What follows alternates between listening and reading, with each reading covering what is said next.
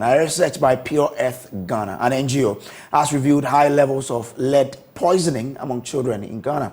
The research revealed that locally manufactured metal cookware, popularly known as dadisen and eyeliner, also known as koli, have high source lead concentration, which increases the blood lead levels among children. Karen Obing has more in the following report.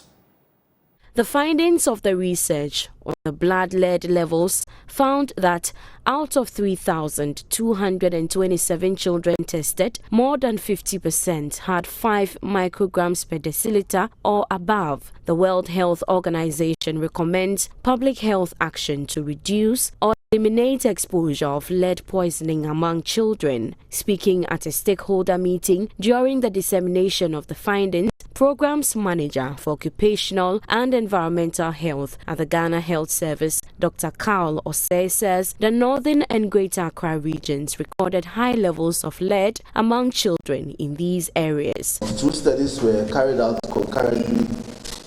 One was testing the blood lead levels of children, and then the other was also doing more of an environmental assessment,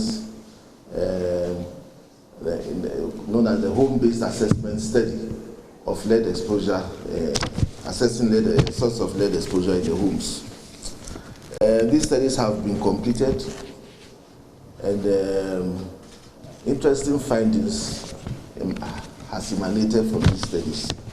And it is important that we disseminate these findings, and then the important thing is the public health action that has to be taken.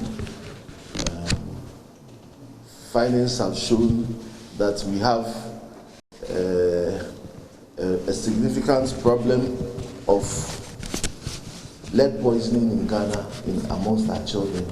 Country Director for Pure Earth Ghana, Esmond Kwanzaa, is also calling on the Environmental Protection Agency to enforce laws addressing lead poisoning in the country. We believe the National Action Plan to be discussed here today and signed later will recommend and pave the way for regulatory strengthening to further curb the activities of ULAB recyclers, especially those operating close to schools in Tema, Afenia, and Pong areas. Pure Earth would like to call on government, the media here present, the other INGOs, our partners, UNICEF, World Health Organization here, and funders to prioritize and address lead pollution and poisoning issues in Ghana.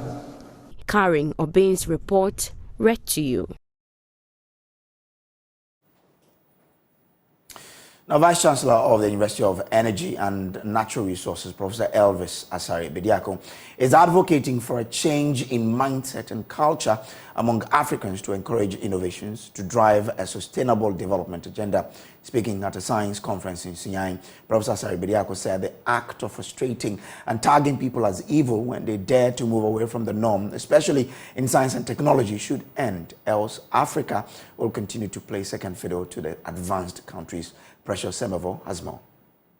The Maiden International Science Conference by the School of Sciences of the University of Energy and Natural Resources was under the theme Advancing Sustainable Futures Through Science, Technology and Health Innovations, the Role of the African Scientist. The conference brought together over 300 participants, including students from across the world, to share ideas in research in the era of technology to influence development.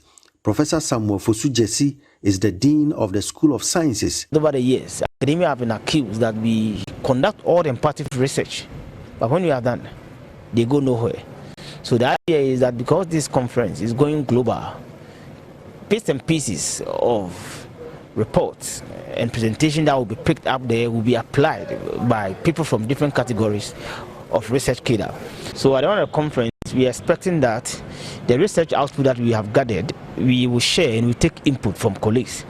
Professor Akbar Said of Wilfrid Laurier University in Canada told Joy News that African scientists have to partner with African entrepreneurs to promote their innovations and make them sustainable to solve African problems. We're innovating within the African context. So bringing solutions to African problems, as opposed to relying on others outside of Africa to bring those solutions. So what I would say is that bringing those solutions and innovations, but at the same time partnering with others, especially African entrepreneurs, to promote those innovations and make them more sustainable. Right? So sustaining innovation is all about partner engagement and making those innovations something that are inclusive, and working with communities and working with stakeholders to try to bring those solutions to the people. But the people have to be involved as well. In his address, the Vice Chancellor of UNE, Professor Elvis Asare-Bediako, expressed worry about behaviors that discourages innovations and the desire to act differently in Africa. He called for a change in mindset to inspire people to dare to improve situations. A new person going to join a new institution and you want to bring a new idea. Instead of being receptive to new ideas, hey, that is how it is done. You understand? This concept is really not helping, because there's some people, when it's happening like that, whatever idea that they have, it's being suppressed. They will not even come out. Some are even fear for their life. So if people are not encouraged to do more, how can the nation develop? If you go to an area full of professors, the same thing is there. So even it tells you that the education is not even changing our perception. So it means that something must be done. Other than that, we won't get anywhere. Precious Semevo, Joy News, Sunyai.